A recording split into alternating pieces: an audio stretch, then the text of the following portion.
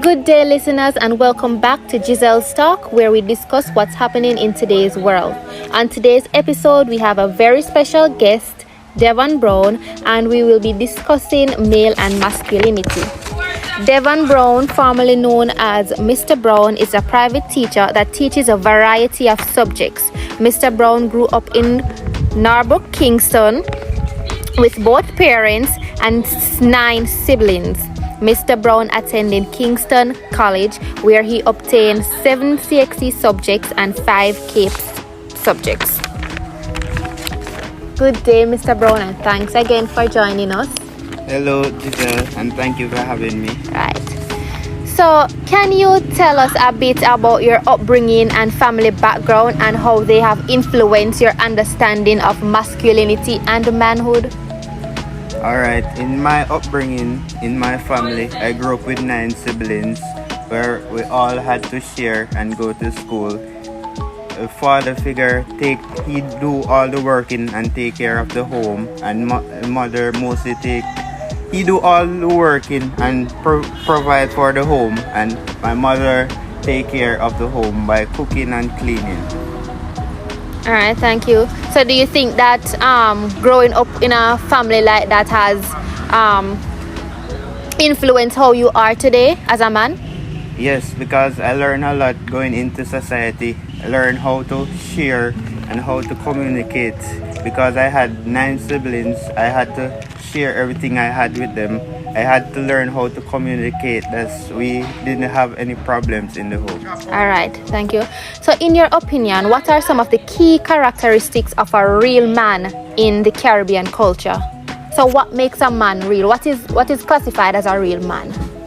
All right, in Caribbean culture, especially Jamaica, a real man take care.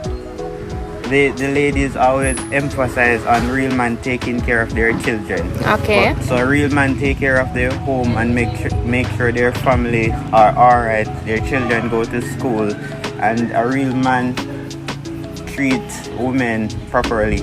A real man don't beat women. A real man provides for his family. A real man take care of his mother, of his parents. Alright, thank you.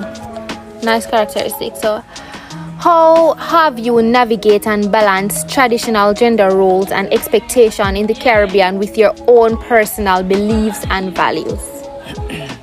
Alright, my own personal beliefs in 2023, especially with feminism, women want to go 50-50. So they want you to take care of them, and they want you to be a traditional man at the same time. So my personal belief is look for a traditional woman that I can raise a family with. Right, so you are saying that it's 50-50, like we're back in the days where the man will go out, as I said before, go out and the lady will stay?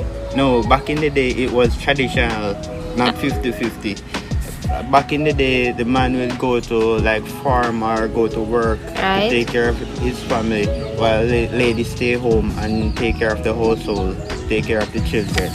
Now with feminism, ladies are saying they can work, they make their own money. Oh, understand now. Yes. Got you.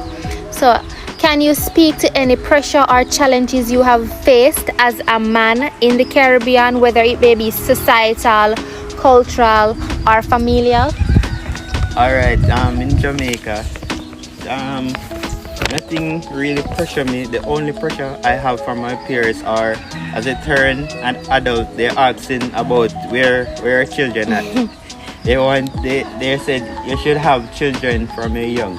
But my personal belief is that I must set in place that if I have a child, I can take care of it. Right. So you are saying that it does not make you less of a man if you don't have a child at a young age. Once you have things set in place, you can. Yes. Right. Okay. Nice. So how do you think the Caribbean history of colonization and slavery has affected men in the region? Do you think it have an effect on them, on us? Yeah, that's a good question. The slavery system have people thinking like back in the days. Like most people don't like to think about making more money. They always think about their boss and how to please their boss.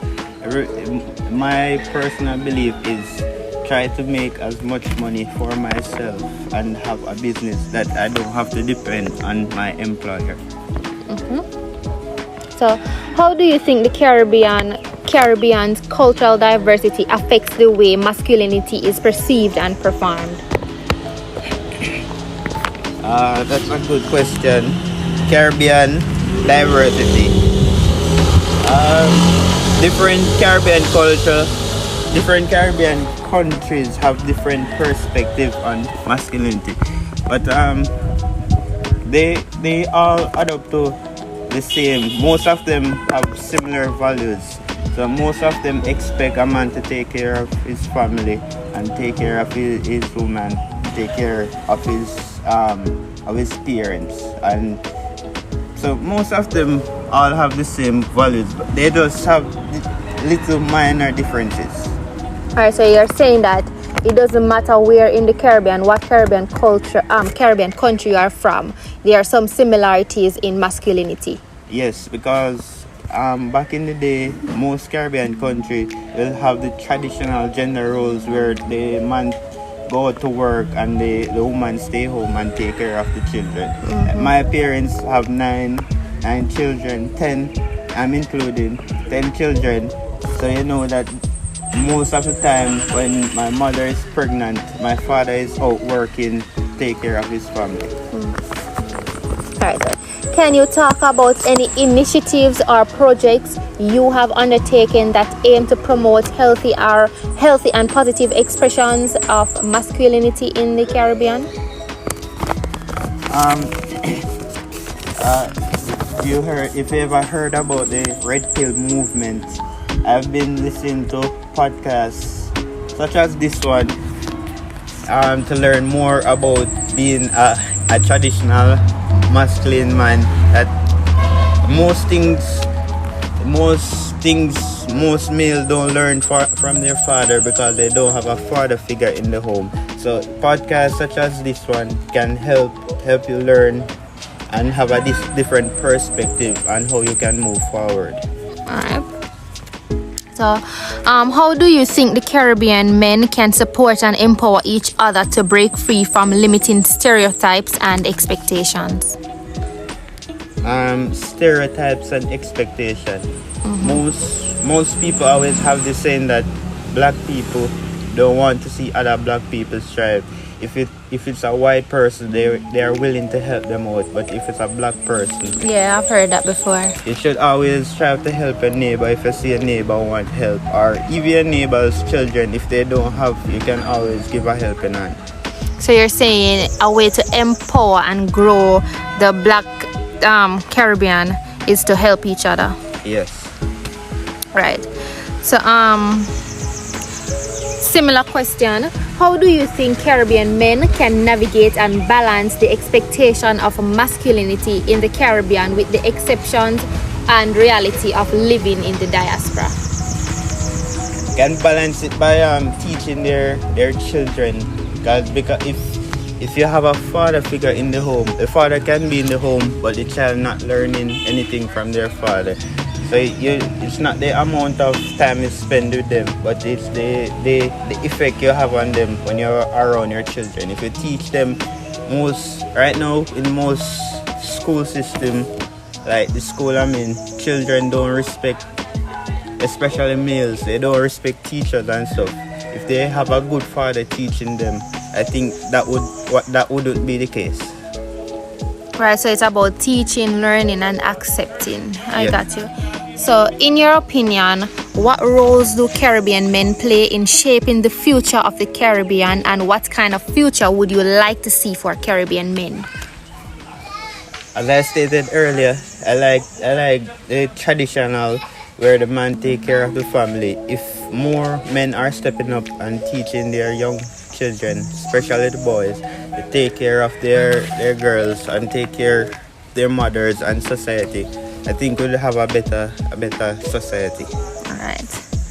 Thank you. I believe so as well.